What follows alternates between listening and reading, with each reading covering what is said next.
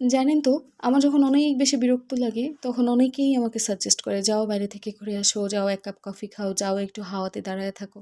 কিন্তু আমার মনে হয় যে আমি যদি এর থেকে ভালো একটা কবিতার কয়েকটা লাইন পড়ি অথবা একটা সুন্দর প্রবন্ধ পড়ি ছোটোখাটো, আমার অনেক বেশি রিফ্রেশ লাগে।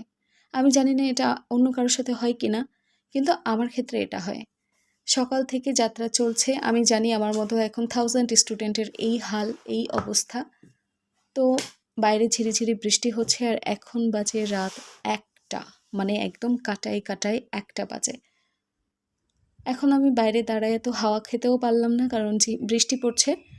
আবার এখন অনেক রাত, সো কফি খেতেও পারবো না, খেলে আবার রাতে ঘুম হবে না। তো এখন আমার ভালো লাগা আর আমার উপায়ন্তর না পাওয়া দুই মিলে মিশে একাকার।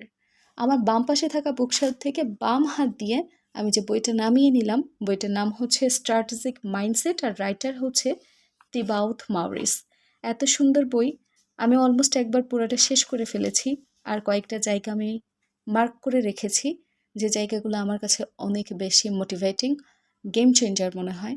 তারই একটা সুন্দর লাইন আপনাদের সাথে এখন বলি। এখানে বলেছে, if you try to cut down a tree by hitting it in thousands of different spots, you will never succeed. But when you focus and hit the same spot over and over, you can cut down even the biggest tree.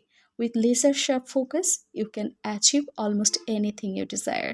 আর আসলে এটাই সত্য কথা, যখন আমরা কোনো একটা লক্ষ্যের দিকে একাধিকবার ট্রাই করি সেটাকে অ্যাচিভ করার জন্য, ওই লক্ষ্য একটা দিন আসলে অ্যাচিভ হয়েই যায়। সেটা হয়তো বা কারো প্রথমবারে, কারো বা 30তম দিনে, কিন্তু সেটা হয়। এটাই হচ্ছে ব্যাপার। Thank you so much Thibaut Morris for giving us such a nice book.